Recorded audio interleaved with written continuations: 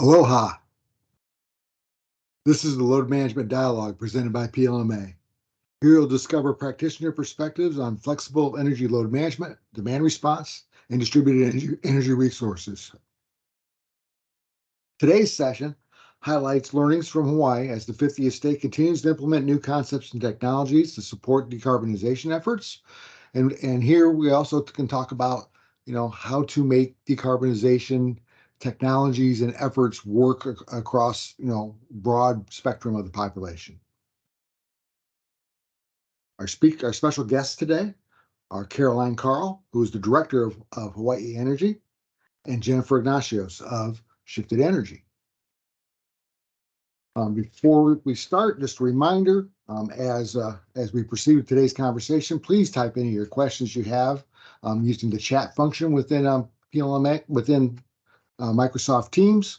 You'll find that probably in the upper middle of your screen, and we'll do our best to answer your questions when we get to the Q&A at the end of the slides. No further ado, I hand it over to Caroline. Thanks, Rich, and thanks, everyone. It's such a pleasure to be here today with you to talk about the work that we're doing with Shifted Energy in a number of Hawaiian homeland areas here in Hawaii. So before we dive in, I just wanted to start with a little background of our state's clean energy transition and share a bit about Hawai'i Energy and who we are and how we came to be. So when the first Clean Energy Initiative was formalized in 2008 with a commitment to achieving 70% clean energy by 2030, the state's energy efficiency portfolio standard was formalized, setting a reduction goal of 4,300 gigawatt hours by 2030. And in order to achieve these efficiency goals, the Hawaii Public Utilities Commission was really forward thinking and established this third-party administrator model for the energy efficiency programs back in 2009. So splitting the energy efficiency programs out from under our utility, Hawaiian Electric. And so Hawai'i Energy was born.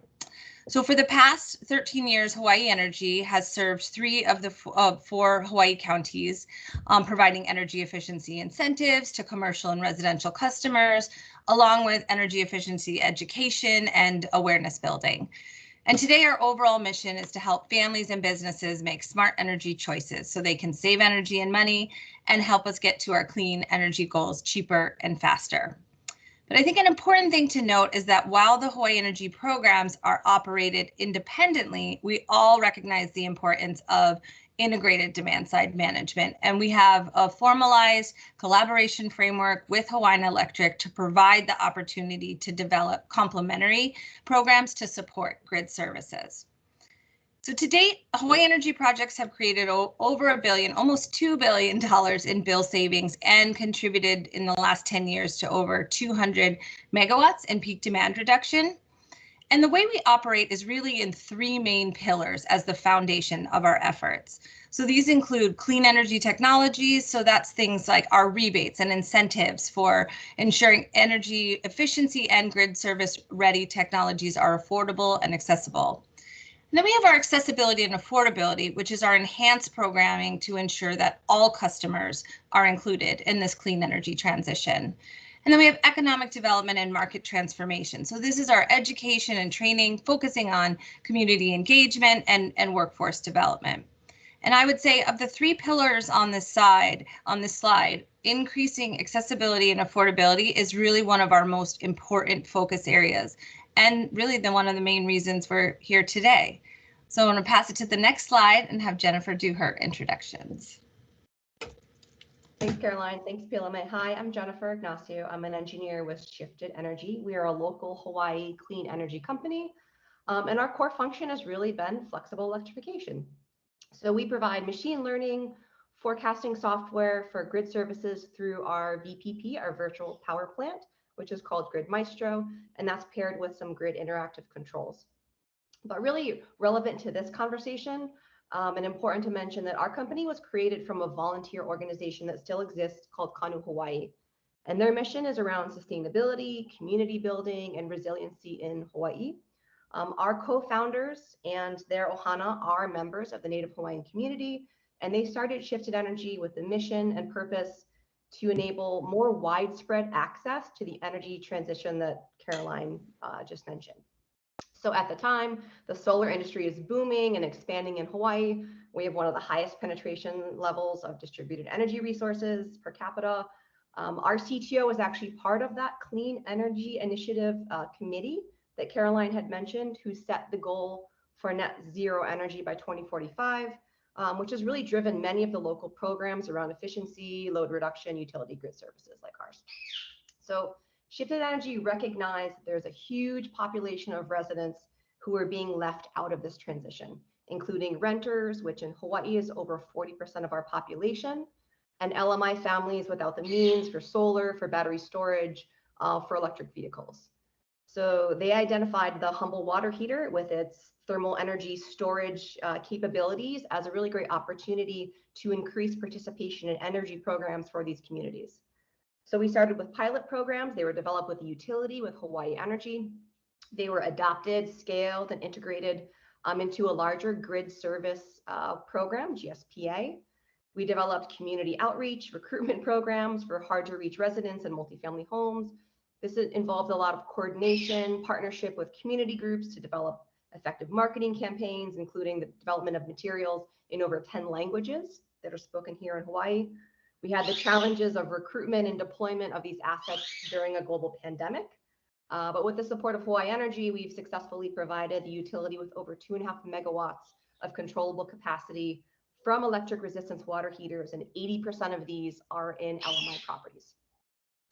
So these programs have created value for residents, property managers through utility bill credits by contributing to their ESG or environmental goals. But we also use the energy data for operational and maintenance insights. So our software can detect leaks, broken heating elements, thermostats, and we provide property managers with these daily alerts. We've learned that this can actually decrease their insurance premiums, and it really does mitigate a lot of risk around property damages associated with leaks, increasing electricity bills or water bills. So while we've expanded capabilities from water heaters, our portfolio now has wind following, thermostats, pumps, smart panels. The adoption of energy efficient heat pump water heaters really has amazing opportunities for Hawaii from an efficiency and grid service perspective. So we started working with NREL on lab testing of heat pump water heaters with our CTA 2045 device. I have one right here.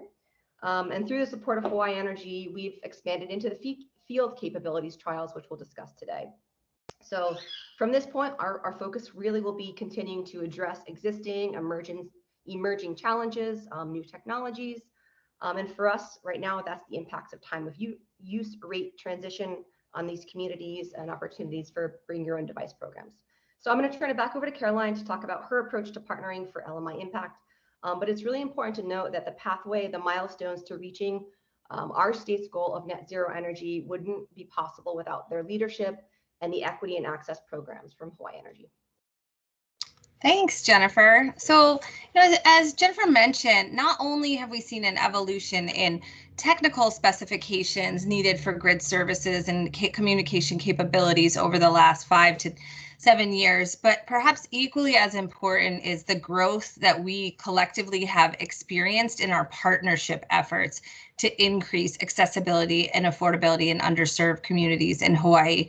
And as Jennifer mentioned, our work actually began well before this water heating focus with Kanu Hawaii in 2011, really focusing on building energy literacy. And this was largely community engagement driven through gamification, social media campaigns, raising awareness about simple energy tips, and just trying to reach people where they were to better understand their energy use and what they can do to affect that. And so over the years, that work evolved into a more targeted look at water heating as the thing that is manageable across renter populations, multifamily dwellings.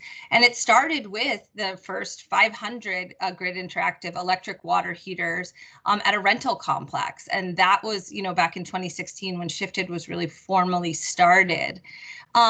And that led to additional support from Hawai'i Energy on the recruitment and customer acquisition in an elderly housing facility as Shifted entered into Hawaiian Electric's grid services demand response programs.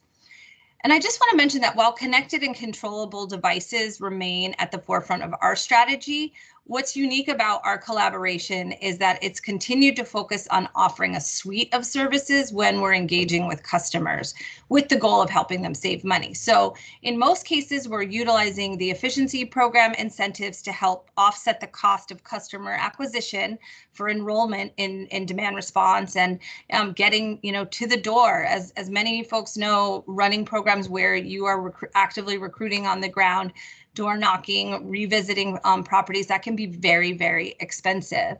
But in addition, we're providing enhanced efficiency offerings at many cases at the same time. So this has included appliance trade-ups at highly reduced costs, home energy efficiency kits, access to our Energy Smart for Homes retrofit program. So when coupled together, we're really trying to have the deepest impact we can for our families. So that leads me to the next slide, Rich. So after successfully supporting over 2,000 renter and multifamily customer locations at installing grid interactive water heating controls for electric water heaters, we really wanted to figure out what was next. How can we crack the nut of efficiency and demand response and see what is possible with heat pump water heaters? And heat pump water heaters don't have a large penetration here in Hawaii. We have a pretty robust solar thermal market across the state. So we really weren't sure how initially we were going to really expand, but we did recognize that this could really be a win-win in the space of integrated demand side management. So our question became, can low and moderate income Hawaii households reduce their energy bills and participate in grid services programs by upgrading from an electric water heater or an existing water heater to a heat pump water heater with a grid interactive controller? And so our heat pump capabilities trial was born. And we're going to pass it on to Jennifer on the next slide. Exactly. And just a really quick overview for those of you who have never had the esteemed pleasure to visit the island of Oahu, and specifically to Waimanalo, which is one of the most beautiful places you'll ever see. It's part of a larger group of properties called Hawaiian homelands. So back in the 20s, the federal government set aside approximately 200,000 acres in the territory of Hawaii at the time as a land trust for homesteading by Native Hawaiians. So there's about 10,000 of these allotted homesteads between all of the islands. And there's over 28,000 individuals still waiting on the list to get one of these homesteads. So it's a very small percentage of the overall land mass of Hawaii. And many of these communities are older. So homestead properties remain in families for generations. Most have multi-generational occupancy. These communities were really severely impacted by the global pandemic and also by rising electrical prices. Of the families in this community that we interviewed for participation in the first trial, every single one of them were 2 to 3 months behind on their electric bill. And their bills ranged between $450 over $1,000 a month. So we chose Waimanalo for a few reasons. We have a lot of really great connections. Our co-founders have roots and currently live in that community.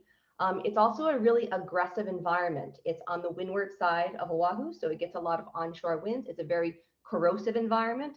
Those pictures that Caroline had on the previous slide were 2 water heaters that we did replace from Oahu, from Waimanalo. They're actually not as old as they look. It's just the environment. And we utilize cell phone connection for communications with our smart device. There is a line of mountains that separates that area of the island from the rest of the island, making it a really poor area for cell phone connection. So if we could prove the trial in that area, we were confident it would be applicable anywhere on the island. Okay, Rich, let's move on to the next slide, please. So the overall project scope, Caroline touched on the goals of the project, really to increase equitable energy efficiency and grid service participation in those communities. So we identified residents of Waimanalo, single family homes with a minimum of 4 residents. We wanted to see a good amount of usage in these homes, and we did. We started recruiting January of last year. We worked with some nonprofit groups to help with those recruiting efforts. We started installations in February and March. The second grouping in May, we were impacted by the shipping issues that were going on at the time, so we did have a bit of a delay. We specified and installed some light commercial heat pump water heaters. They were 65 or 66 gallons. These were purchased through a local distributor. They're a little bit larger than what you would find at a Lowe's or a Home Depot, but we did use 2 leading water heater manufacturers that already had the CTA port on these particular models. We ran grid services and energy testing through June and August of that year. And this just gives you a breakdown of what the retrofits were. So about half of them were older electric resistance water heaters. We did some solar thermal renovations for older solar thermal systems that were beyond their useful life and out of their warranty period. And we actually had 2 old heat pump water heaters. So they were Gen 1 GE heat pump water heaters from the 90s. Both of them had some failure issues and were running on electrical backup. Okay, Rich, to the next one.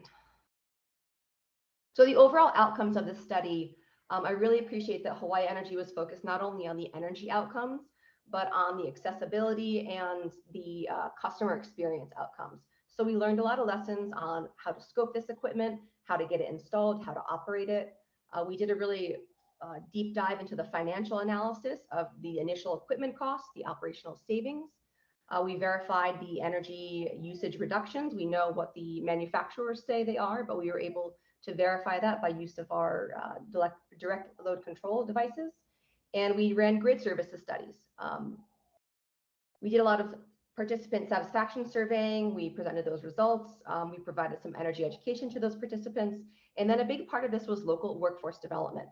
Our local electricians, our local mechanical contractors didn't really know what heat pump water heater was and how that was different from installing a regular water heater. So Hawai'i Energy has a great Energy Ally program where they're able to pair program participants with certified, licensed, experienced installers that can get the new technology installed successfully at their homes.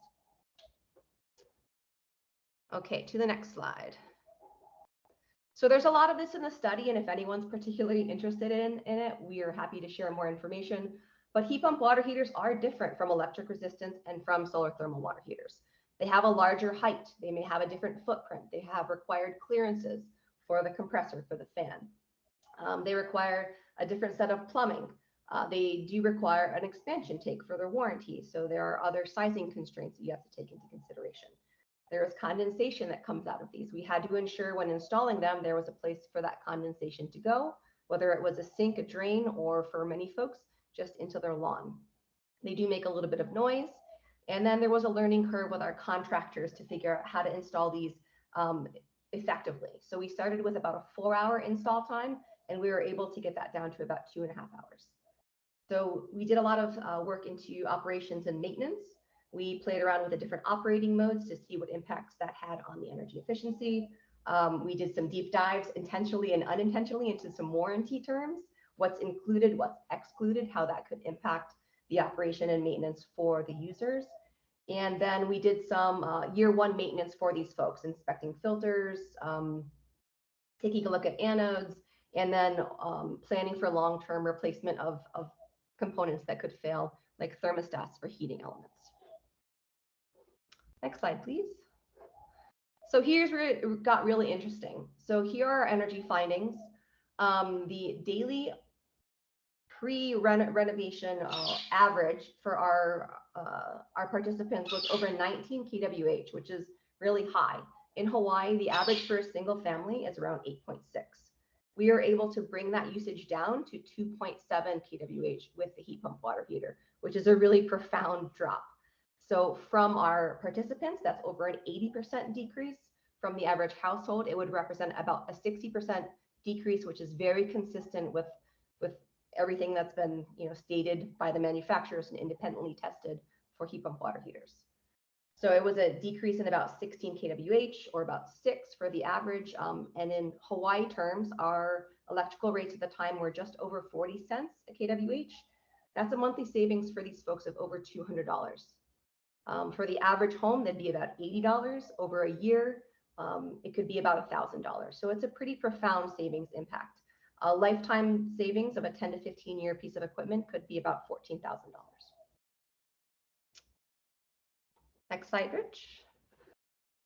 So we just calculated some really quick paybacks. I won't run you through all of these, but obviously Hawai'i Energy wants to understand the impacts of rebates and incentives and how to get more folks to purchase these. So without any rebates, the simple payback straight line is about 2.6 years. With the rebate levels, it falls to about 1.2 years, including installation. And if those prices were equalized, it'd be a really quick payback under 1 year. In Hawaii, the average install cost ranged from about $800 up to $2,000 when there was some electrical infrastructure that had to be upgraded. And just to give you some idea of what those pricing comparisons looked at the time, if you went to Home Depot or Lowe's, these are the prices of a standard electric resistance versus a similarly sized heat pump water heater. So there is a premium on that initial cost and on the installation. Next slide, please, Rich. And then we ran a lot of experiments on these folks. We are connected to HECO's DERMS for our GSPA program. So we ran some simulations with actual grid events that we do see on a weekly basis. And we were able to calculate what the load build and load shed capacity for an average 4-hour event was. So it's not as high as electric resistance water heaters. We knew that to be true, but it is still significant, and it is still an opportunity for these assets to participate in those programs. We also did want to announce or just let you folks know of a few of the outliers and anomalies that we uncovered in the study. They may be specific to this group, but there's probably other folks out there in similar situations. So obviously a fleet size of 20 is not huge. We are expanding that fleet size, and then we have hundreds of other devices deployed in some military installments here in Hawaii. And then we had a couple solar thermal water heating system anomalies. We had one family whose bill was over $1,000 a month. They thought it was an issue with their solar photovoltaic system. It was actually an issue with their solar water heating system. There were some cracks in it. There were some breaks. The pumps were running 18 hours a day. If you look at that graph on your screen, the month of March was when we installed. Their bill went from over $900 a month down to $89, all from their water heating system.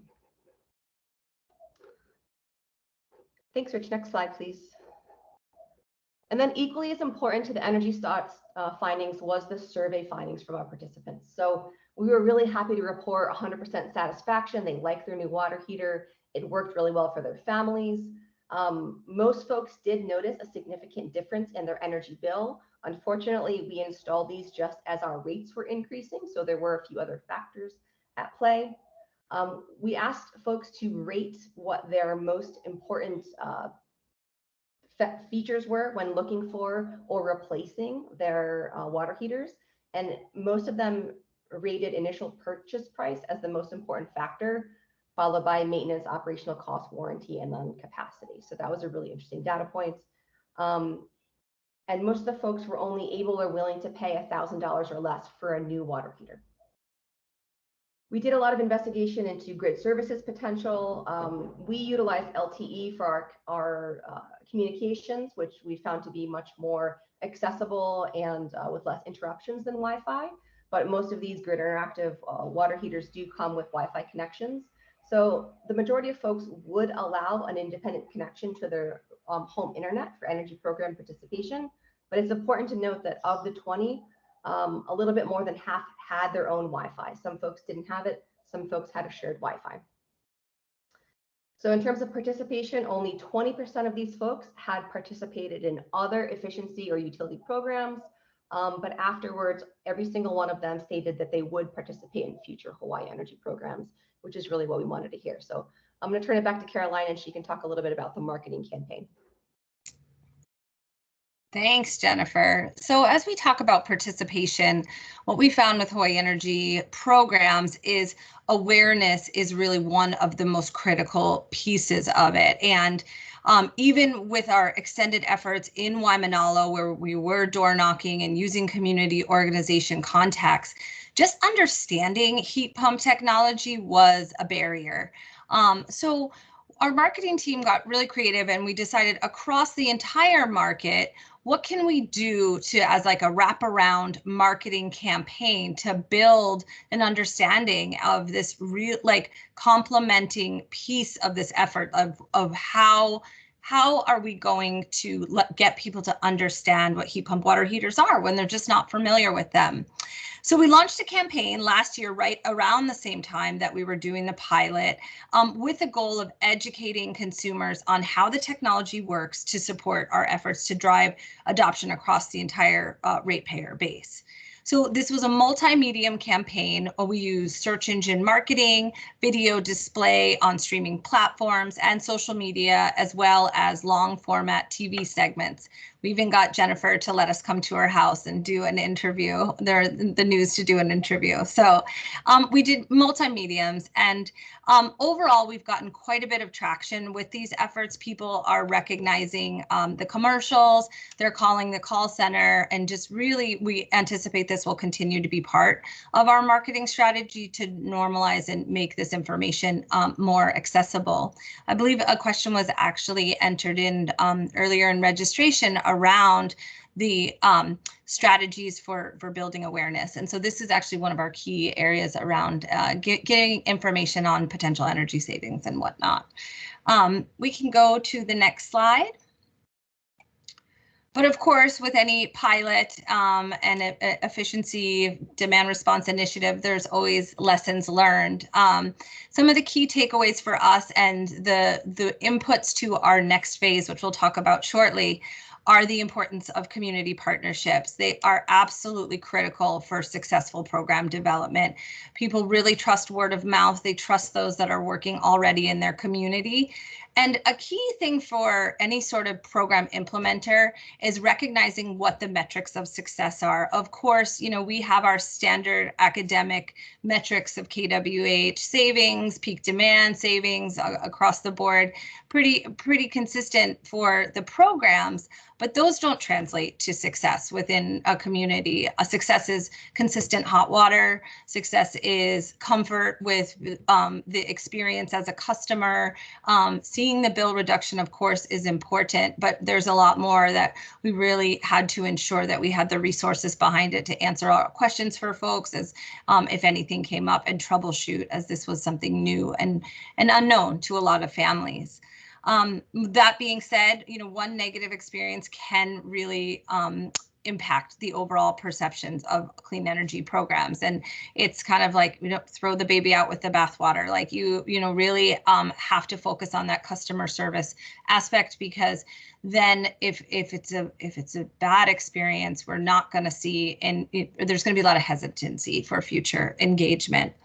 As Jennifer mentioned, you know, initial purchase costs, what was, you know, targeted at $1,000 at most, remains a primary driver for adoption, which has a lot of implications for how we're designing rebates and incentives. And even when we're discussing lifetime energy operational savings, it really comes down to available capital at the time of purchase. And limited customer energy literacy, we kind of already talked about this, but really understanding what a heat pump water heater is. It's different. It's a little louder than my old heater. It's making some beeping noises, all these things. We really have to focus on getting folks comfortable with it. So in order to drive adoption. And then, you know, installation challenges, they add complexity and cost. And this isn't just on the customer side, but really on our clean energy allies as they're building out their skill set and their team members in order to be able to feel comfortable doing these installations that are a bit different than standard electric resistance. But we're excited about the next phase as we continue to grow this pilot, because we're using our lessons learned to input into our scope and design for phase 2. So with that, I will pass it off to Jennifer for the last slide.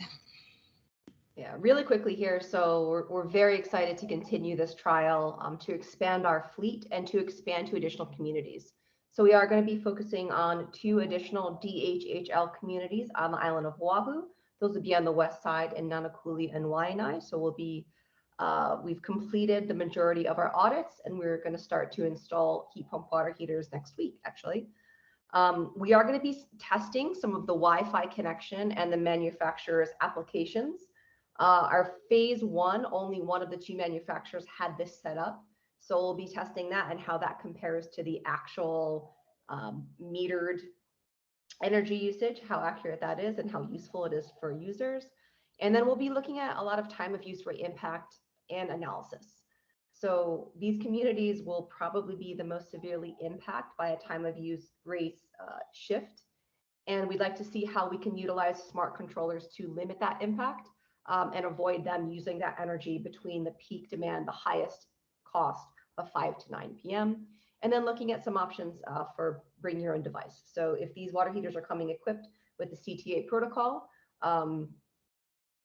providing that device that will allow folks to have that access to the data and to the grid service that goes along with it. So I think that's it for our current program.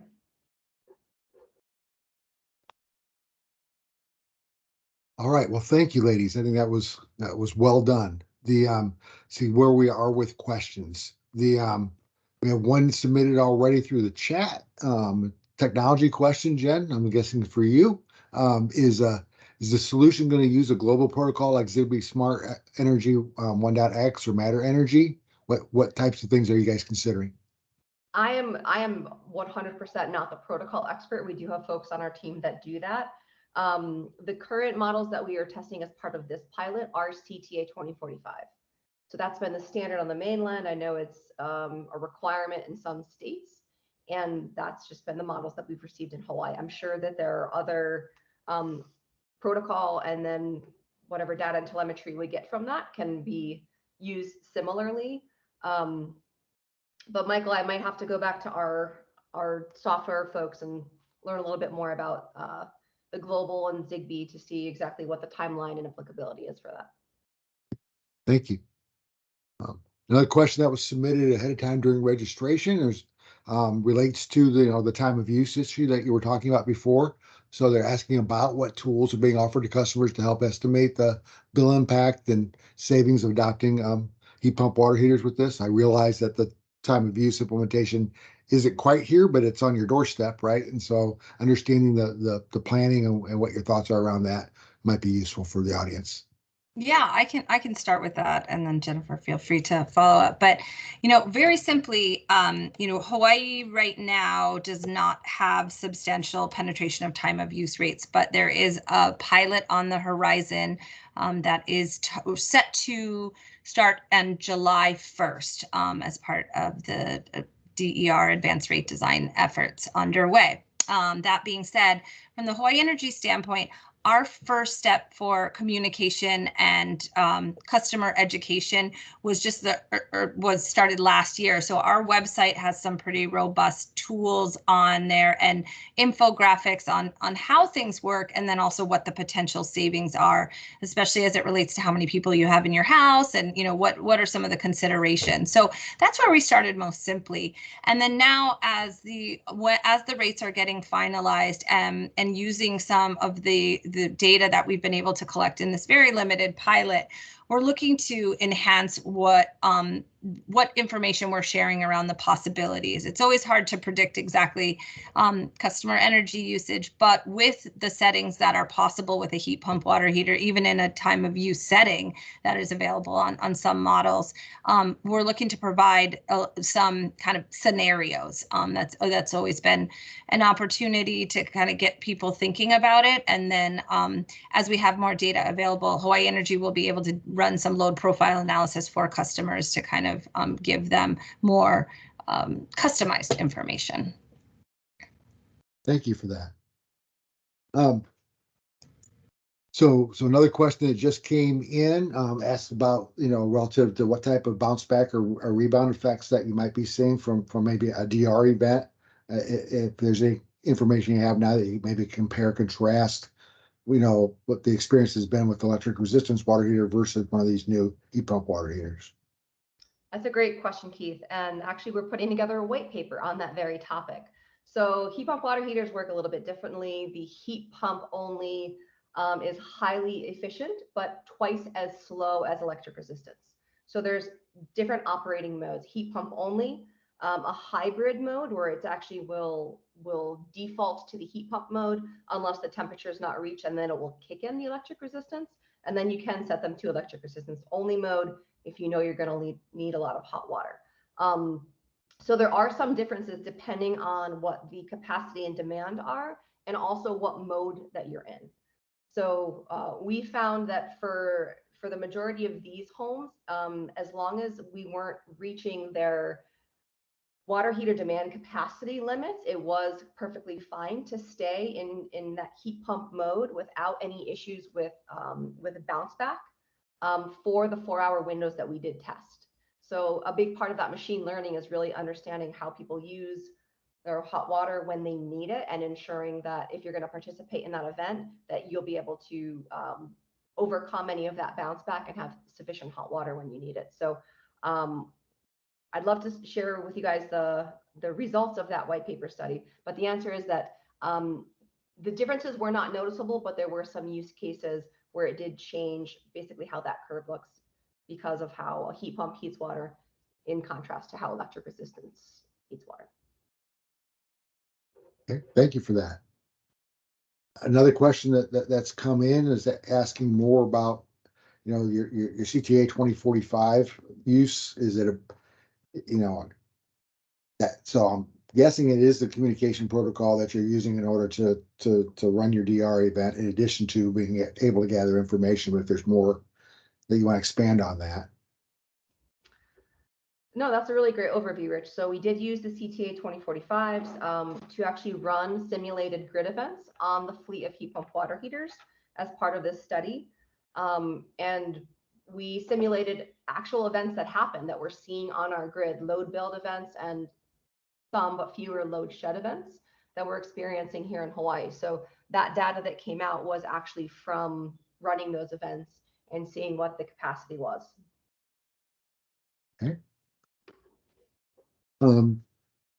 Another question that was submitted early, you know, ahead of time, you know, was asking about, you know, did you have different event strategies, customer experiences that differed based on OEMs? I'm under the impression you implemented with one OEM. Is that correct? Phase one, we implemented with two. Okay, two. Okay. Yeah, the top two that are both available in Hawaii and that have the CTA DC communications protocol. We did have some variations. So the data that we get from each OEM is different, how it's presented, the telemetry that we get. And we did have some performance differences, unfortunately. We had some warranty claims. We had some issues with the way the CTA modules came wired from the factory. We had to do some field modifications to get them to work properly. And we did have a couple instances of compressor failures within the warranty period. So nothing that cost our participants anything. We're working directly with those OEMs to understand, you know, why that happened, and hopefully it was a singular event. It's by no means indicative of how their overall fleet performs. But we did get some real world examples of how these OEMs deal with a warranty claim. We had to replace a couple water heaters with some compressor issues, and the distributor happened to have replacements on island. It was a really simple swap out, no interruption in their service, and they didn't lose hot water. So we did learn a lot from that. And the good news about the second part of the trial is these OEMs are making changes to their equipment.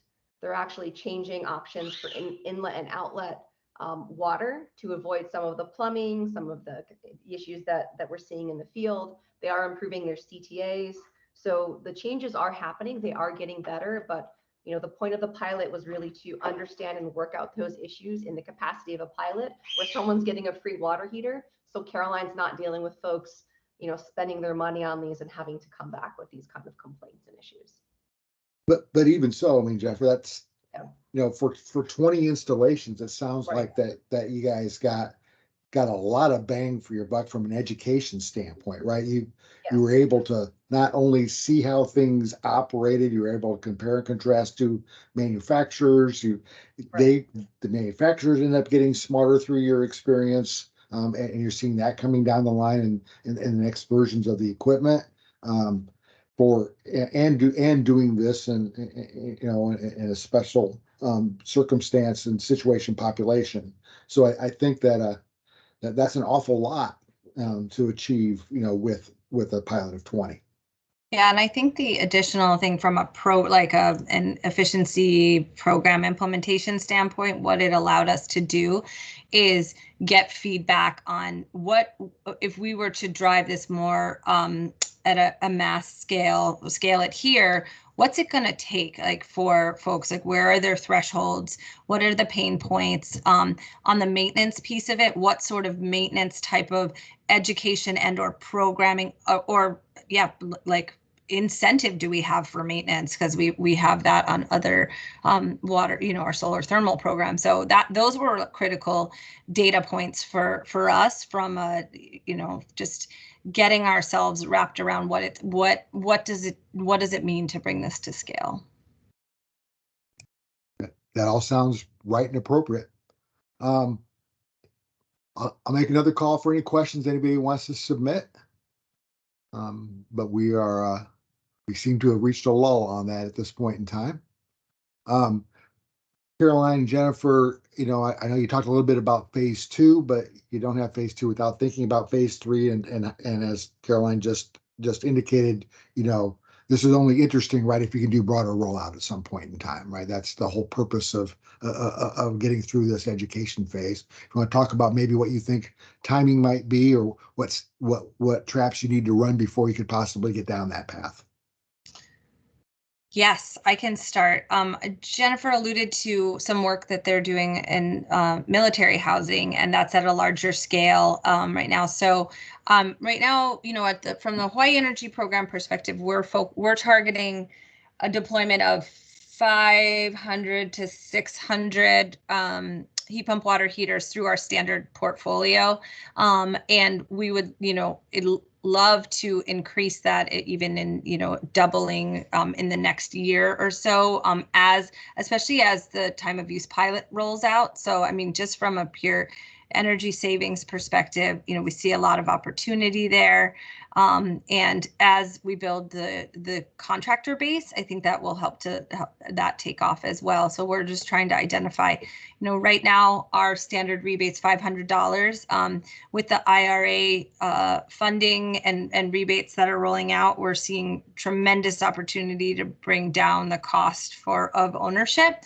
So we're still trying to sort through all of that, but we're definitely looking to double our impact in the next year or so. And the controls piece of it is definitely an important one, but how that fits in, I think will be a lot from the phase 2. We'll be able to gather a lot more of, using the CTA 2045 and the home internet, which is a big piece of reliability, figuring out what that. So that's my goal.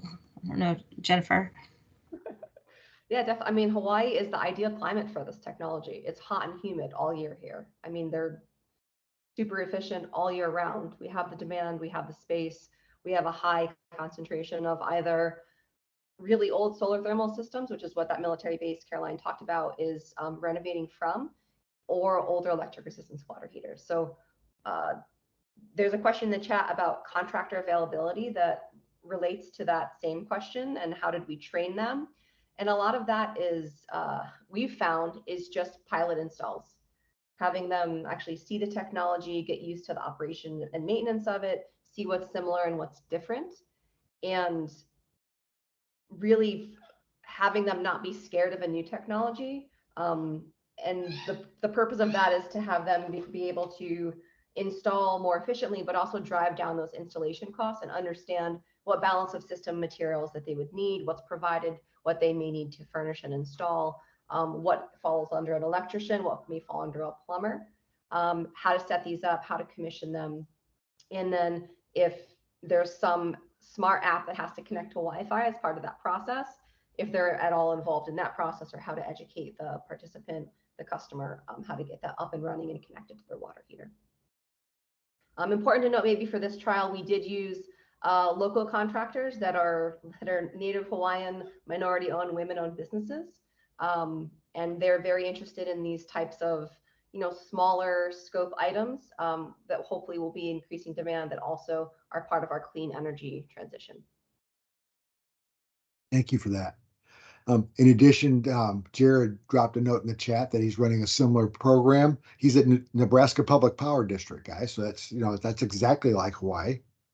And I think, and one of the cool things, he seems like he's learning some similar lessons, and he wants to connect with you guys in order to share. And that's all part of what PLMA is about, right? Is being able to let people find each other that are living in these parallel universes and trying to figure out very similar things. And yes, I've been to Nebraska, Jared. I know it might not be exactly like Hawaii.